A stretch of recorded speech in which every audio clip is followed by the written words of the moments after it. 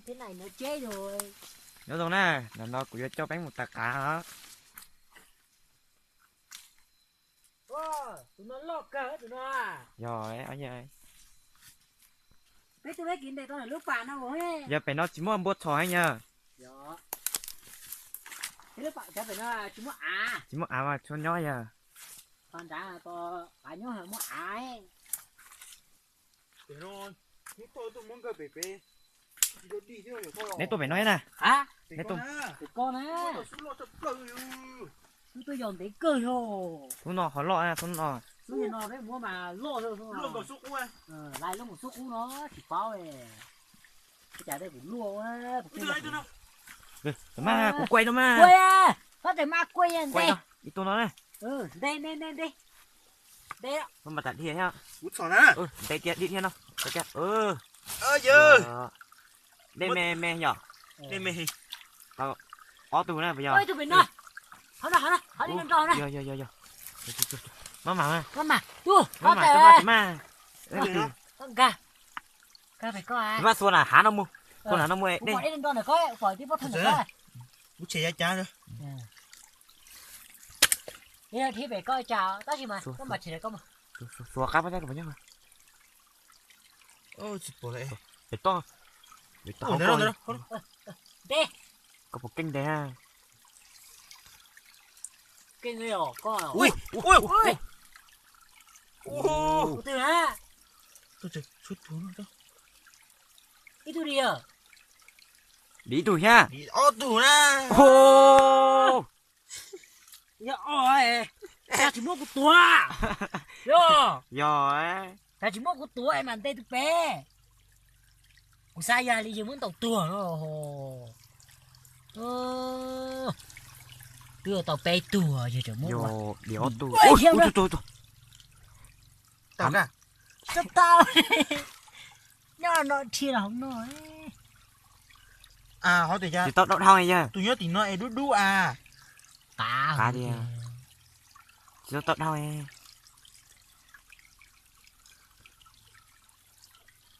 Đi ít thì con nó kể tí tên rồi nhá. Mẹ ngang cao phải nọ xuống nè. Mà đây nào tôi. tụi kia tụi đã đa này. Tụi đây gì quý tụi mẹ nữa. Thế à. Tao thao này nha. Sao lại có khúc ca? Tao thao này. Bà y nó dài. Nhưng mà con trà xỉn đi. Chả chỉ mỗi tối rồi. À chỉ mỗi tối đó. Một sân đi. Sao rồi này? Út sai tụi cái này. Ta chỉ như nó mà lưu cho khâu đó. Gấu từ nó giờ chẳng thấy mua đúng không? Gấu tìm tôi muốn xanh vào tì vào. Chỉ một bây giờ bọn nó mới thia. Cô sáng đây giờ. Ủa đâu nó đi à? Nè, bữa hai con. Tụi cái nào để tụi à. Bỏ bỏ. Gấu nó cao bao nhiêu nó? Ít chữ là con vào. Đó rồi. Đó thì con quần đá thì con.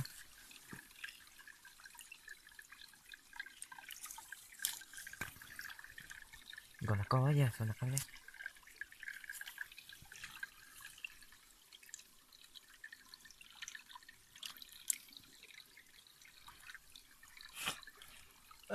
Bập lại đó. Ô, sao thế? Chứ mua đi Tao tao. ca nó. Chứ tao bé tù. Bé tù. Nếu mua đi tao.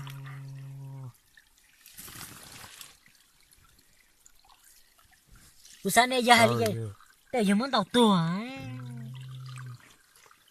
Nè hay là dục mua mặt khẩu. Tụi nó còn thế từ nó. Từ nó tụi à. Đó nó chỉ bỏ ấy.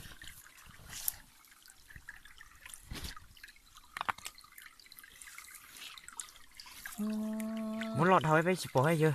Dạ. Tụi có chỉ bỏ hay nhá. Tụi đó tụi hả? Bỏ đi kia rồi. Thật quá đấy nó trói rồi. Tôi nhớ thì nói tốn đầy tốt kìa kìa. Trái thì con tê nó vậy. Mua ở tổ các mảnh tè. Gặp phải nó á. Gì đó chứ mẹ.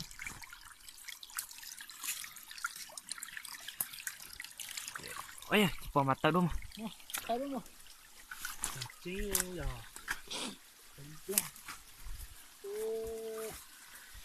ha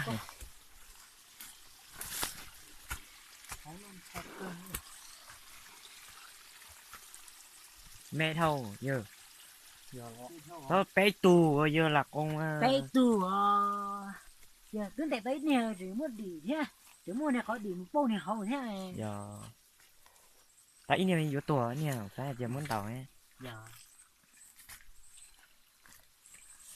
Cái này mà, cái này muốn tốt ta.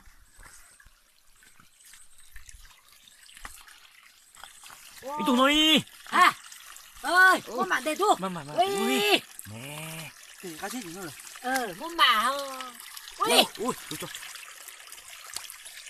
tao ra nè vô đi rồi đi tao vô à Bỏ mất thế à. à Chứ bỏ đâu. Sao rồi? ê Tao phải đen chết à. thôi rồi giờ được cả những đi nó giờ cũng thoát thai nó đấy tao cũng đè tay tụi tên đỡ hồ nó mà chéo đây thôi nó có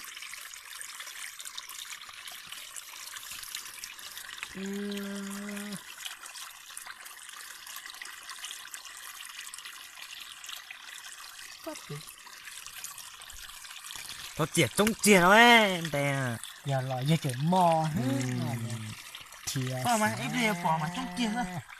thôi giờ thôi mà đi mà tông tao tao tù Chết thì. đây lo à Một bể. nè gắn liền cho ăn nó cho nó plau tù kiểu rồi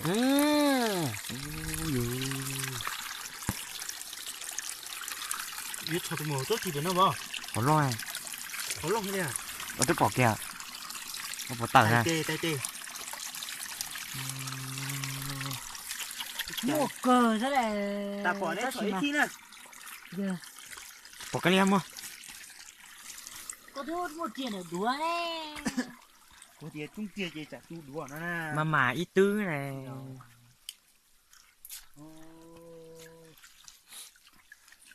còn một số bé thì cái lo này chắc chắn này Sách của chúng này.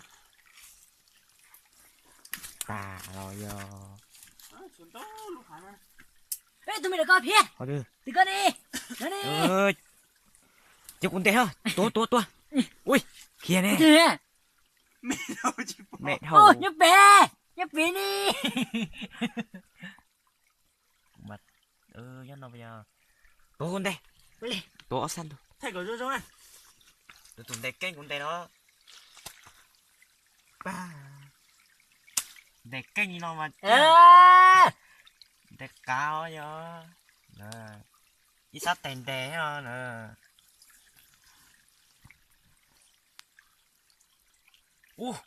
tụi tao kia nó chỉ bị tôi nè ở chỗ tao muốn cho tiền nè Nhưng mà cũng giá nữa. mà sao tiền vậy ô của ta mà giờ làm tì dụng mà tông tao yo tao chỉ tù yo tao tù yan tù yo chỉ tù ta ôi tôi đi thế này ôi tu bé ôi nó coi đây kìa ui bây giờ nè à tụi tụi papa nó chiều con chờ Thế chị nè. à Nô, tụi nó mà lên lia. giờ cũng tụi lót sao Cho hậu nào. không tập không nghe Tao của tôi đó. phải kia tao không muốn bao tao ôi kìa Nè, tua nữa. Tua nữa. tua mà tông tông con tao quá trời thật thà thì thép lá của bây giờ cả chỉ nó Có chú đề gì hả chị? Bảo xe. cái gì tỏ thấy chuối à dạ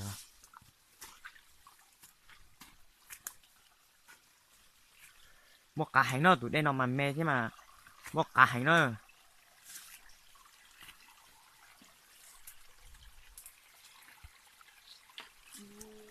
một cờ yo nó phá rồi ừ nó phá được sự bỏ nên đó đêm mê rồi phải nó em mới thấy chỉ bỏ chúng mua cho phá là mua cho lo giờ đó là ô tụi mua chống cây rồi thon đời bút đi nó tai không có ừ bị tao Ủa gì cái chua? ô làm này ra làm bùa thế nữa không phải tao thì nó mua cơ cái gì tú tao nó có giò nó bữa trên nó cho nhót học lời hết rồi ôi giá ly nó nhớ bẻ phá thôi là pha hả nhót teo đen gòn gòn vừa đi teo ô tà rù đấy nè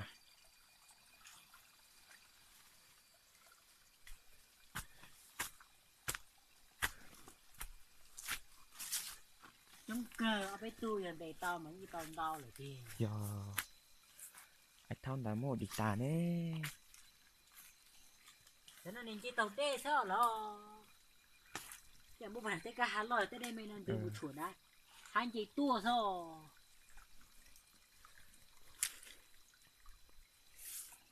mua hiểu rồi thôi cái tổ xiêu chỉ bỏ giọt bé một chầu một té bé lon tàu hơi té nhưng mà Ủa thế chỗ đây à? thành đi tiêu xin lỗi ủa thầy tàu khử chứ mất lấy bỏ nổ té với chị vô đi ồ rồi xía hành thôi nhá nhưng theo có ta không thấy tuôn à gì tua để chị vô đấy tòa thả đi vô giờ thì tao còn tao lên nào chỉ dùng lên bây con tao đã tuần tua nhá thế mà họ thấy họ khả nhất mà giờ khổ tra giờ vào bỏ cho con ta cái người kìa chỉ mua giờ Sao cơ? Ủa sao cơ sao? nè tà này con Chị biết mà nó sợ đâu? thì thế mọi điểm mà tao cơ rồi giờ đi tao chứ Chị con nó một chuyện mỗi đêm thế này. thế thì nó mà có là một thể là Bố mua tụi đem mấy mua đúa, mình mua này. ôi cái thì tao nói về cái tao thể ca mày được cái tao ấy bé mà chỉ mua giờ bé đây lót đây của hay giờ hai thứ Chia bé tơi ta rồi. cô phải mua cho họ đây lót đây của hay ô một chiếc ô cũng mua luôn thôi Lúc tính này nó cho ta này. lúc hay như thế thôi Còn giống ấy, còn gì? Bỏ cá kia nào. ô thì Nè. bông Cái quả chỉ giống này. thế giờ ăn nào muốn mẹ rồi rồi được rồi Chán nó muốn tàu hái lục câu. Cái đó, đó cái lò.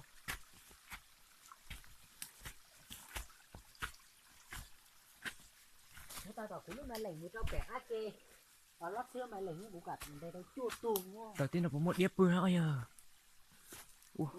đưa mà tao phải mua ô tôi tại đây sao thì bỏ mua bự á Đi mua đây. mua bé một chỏ ha tôi biết một trò đấy Cho nó. à Ở đây họ thử ha Ủa, cao nó rồi. nè đây ha đây bắt mặt xe nó mà chỉ có đi thằng nó trò này có lo à bố tôi chạy kia nào hò Chạy kia này rồi. đó con nó Bé. Có chơi bé kia. thế của nó đây Ủa nhắc nó. đây tôi có khói đâu mà chỉ có gì ủa thế bố đây Chị ta. Chỗ nó ha.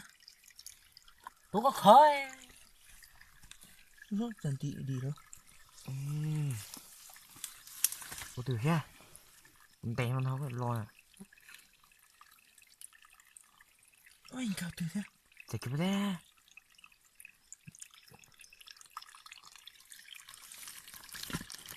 mà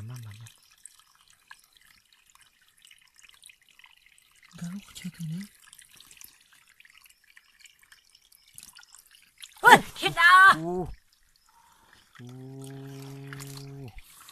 có cỏ chứ có cỏ không nó là có con đi nó đây kia cho con của nó có thể đi mà cũng mà tao ấy đây chỉ của nó giờ mà sót xe nữa của sáng này tôi đây chỉ là con té để tao rồi giờ mới mạnh té à Sao mà.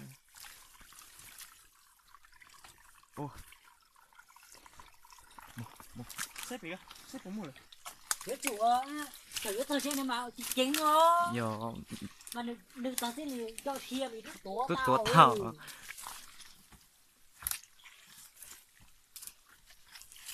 ô giờ tao nó thôi là mà tao đau cơ sao mà bố thì người ta không đâu mà chứ cũng tiền mà tao ở giờ à tụi mua tụi ít tua heo thì đi tế tua đi tua chỉ mua bì ha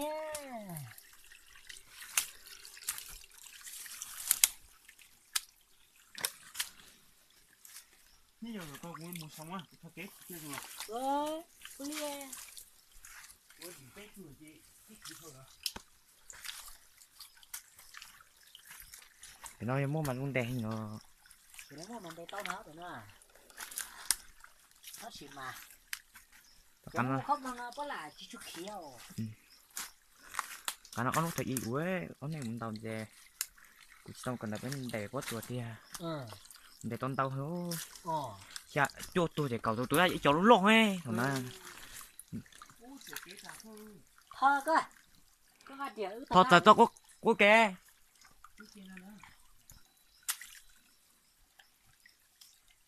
muốn hết tài nè chơi hô phải nó hả lọt tơi à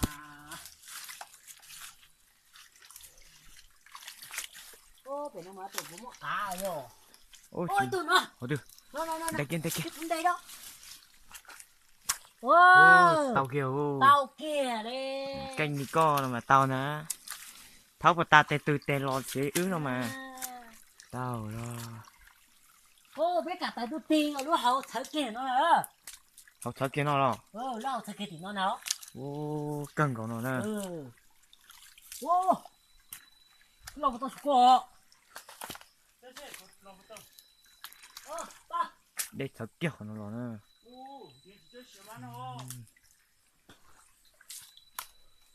ô đây là tao nè trong đụng đâu thay tao nhỉ nè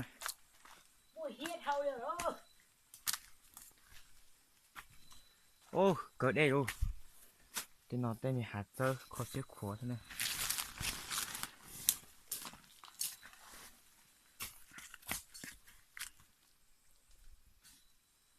ô hiểu tụi lo cờ cú kinh để cá cờ cũng để cho tụi tàu tàn thò này Ai chỉ phải lo thỏ à? giờ mà ta chứ cú tụi nó đây mà tao giờ rồi muốn cái sao chẳng nó nữa người ta cũng cho bé một tờ cá ta là chê cũng cho bé mùi lợ gỡ nè ta chọn đủ thôi chỉ có cho nhau từ luôn hết giờ là đi mùi gió nè ở đây nhóc chân là họ đi cờ hay cao bây giờ là chỉ nhớ là cho tí lừa ca có vậy á chả phải thở cái tôi luôn ruồi như thế nè cái tôi làm nó tuổi rồi nó thò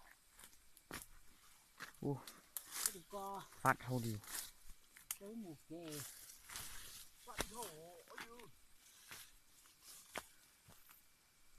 thì nó tiếc chứ em nét bỏ thổ từ ha à nét bỏ thổ từ ha hay mú mà lấy còn về ư cái to cái phát cái nó á ừ bỏ hơn đi nào nè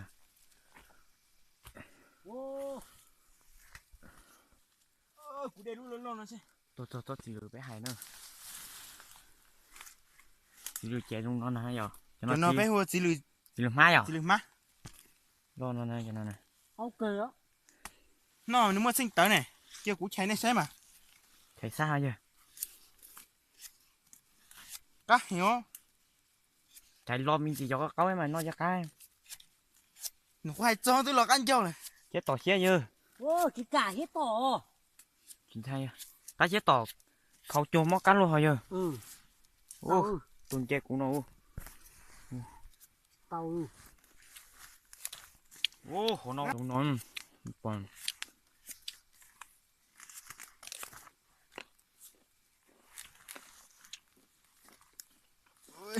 mà thật đây chưa nó mà thực tế á nè súng nó cái nữa Đi here à, nói rồi.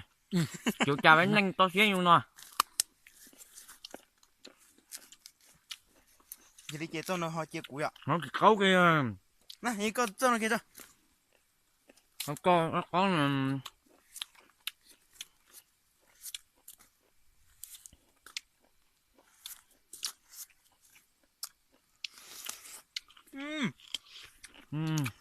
mua chiếc cái mua chơi biết rồi đây nhớ được không? nó hết chỉ nhỏ để nhỏ Cau quá. nhưng mà tao nói ạ kiếm có có chưa cái gì mà nó chiếc mua dòng nó cũng mất chạy mua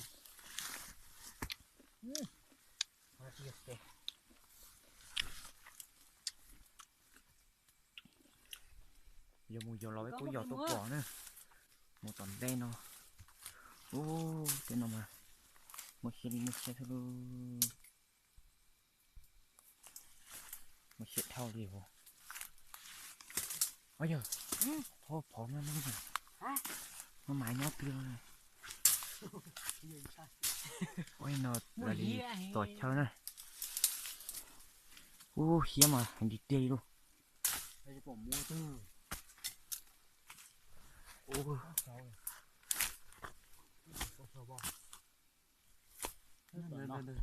mua khâu rồi nó bỏ sầu luôn. cũng chỉ đáy tao á Bỏ sầu nó luôn. Chuyện thao đi, bỏ cái liếp bỏ hả bộ bằng gà Chuyện hành thao đi vô.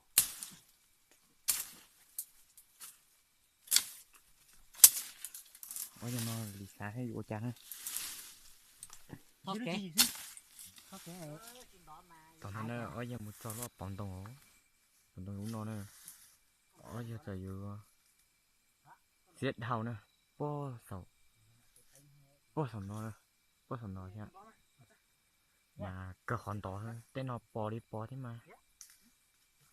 Bỏ đi. Cái sáng cờ dù quay chả. Đỏ rồi. Quay chả nè. Đỏ nè. 사실 막 TV 너네 아 Cờ đỏ nè. Thế nào. Lột cơ chứ cơ sao nè. Lột cũng muốn cơ đỏ vào nè. Tại nó đỏ ít lia còn gì cho lột đây chỉ lún đây cho nè. Nó nhiều chỉ lún nè. Chỉ lún nè. Đây nó. Lột cơ dùng câu tham nữa. Chỉ lún cho nó nè. Chưa cắn chữ nó cho nó nè. Ô, chắc cá thập rồi nó giờ này tôi chỉ tao nó tốt với nó nè. Tôi rồi nó giờ bỏ vài nhá tao chết chờ nhắn la nè. Ô, lo cá cười nữa.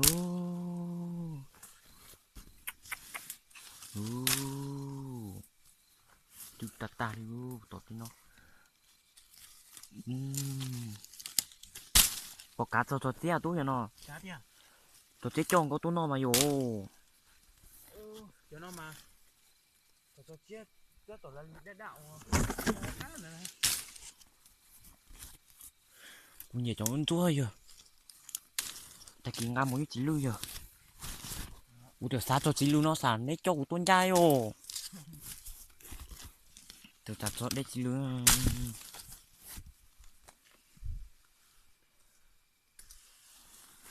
Ủa được cười luôn. Chỉ lưu nào.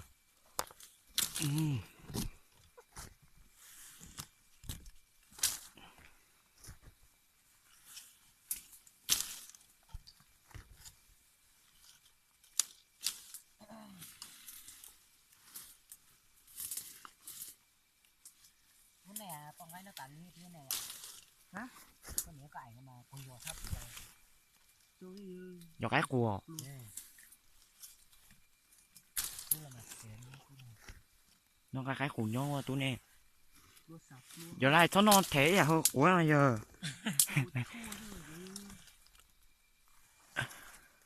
cái giống nó pép lông của nó pép lông tùa là Tôi ảnh cái à.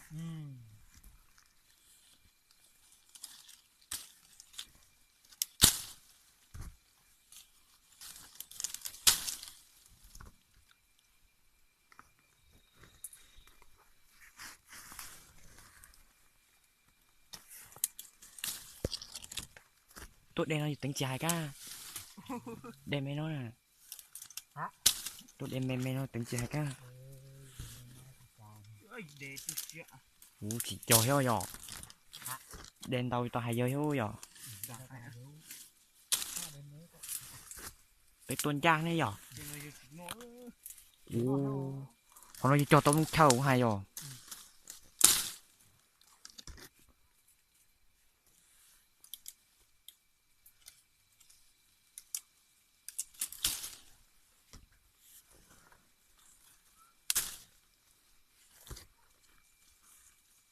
bắt tay bên này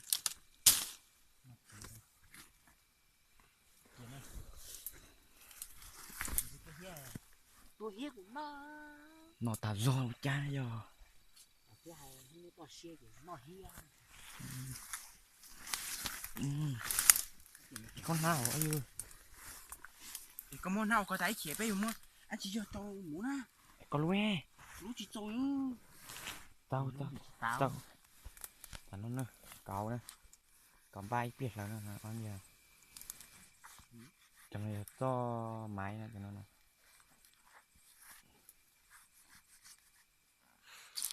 chưa kể trước đèn không nè muốn khó họ có cuốn tôi hết Có có đi ít điều không ấy nó à? kia có điều tu kia lúc từ sau vừa đấy có được sau rồi tao tự cuốn này nữa gì chặt bên hỏi linh được có tao hơn mà cháu lộ ơi ô khiến nó gì tụi po à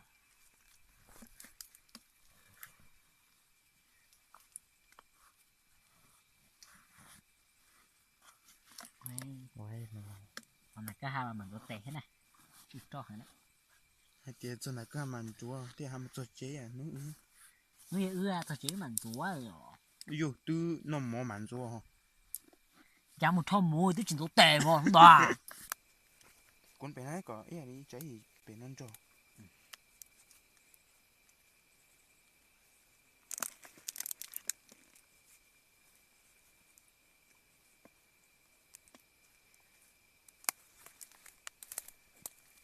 tao là mày phù ở phổ quan nhỉ này cái xe này nó đã chờ nó này ta bé là ngã tôi làm mũ à bé làm mũ ấy thằng cơ hồ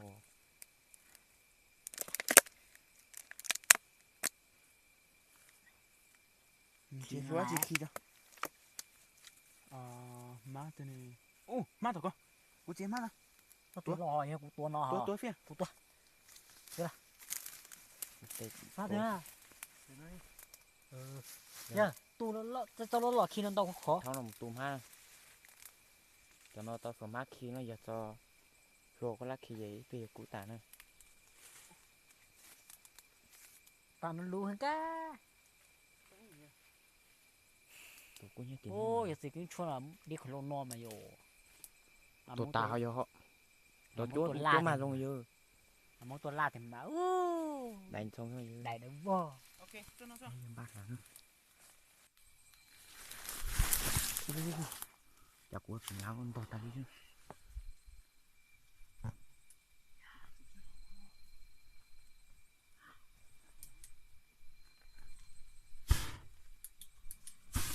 nhớ từ nào lẩu a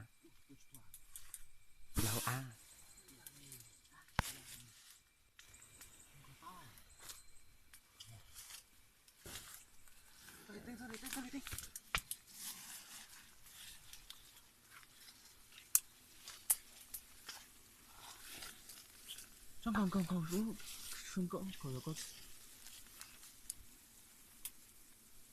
ui giời em lại bên mông vô nè cao quá ủa tịt của nó ấy mới giờ cho nó chưa chúng mà cô nhớ đúng hả đó nó mà tao ấy nó nhưng mà nó có lỗ vậy hả chà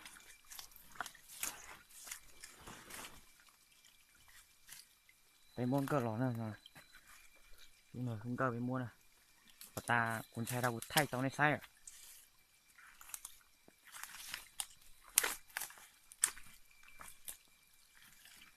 nên một cử thia là gì nó Hả? nên một cử là một thia nó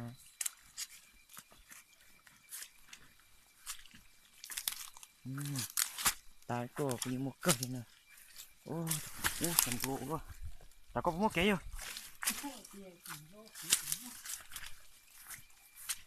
ơi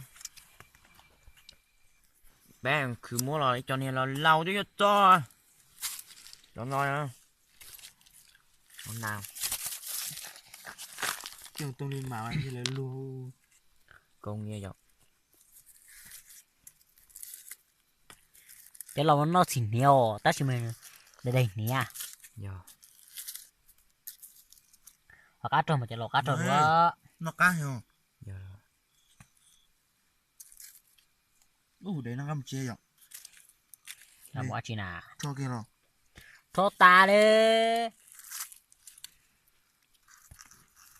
để thôi kia rồi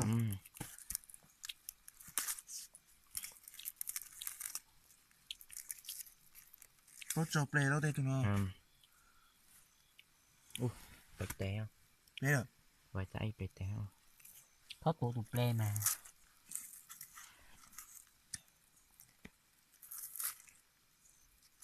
yeah để cho mê một đẹp quá chỉ tại trong đun giang hộ chà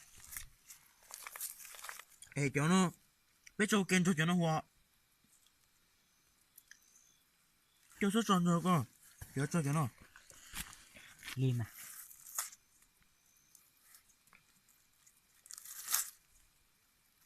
đi cho tá ô nhưng mà chi nè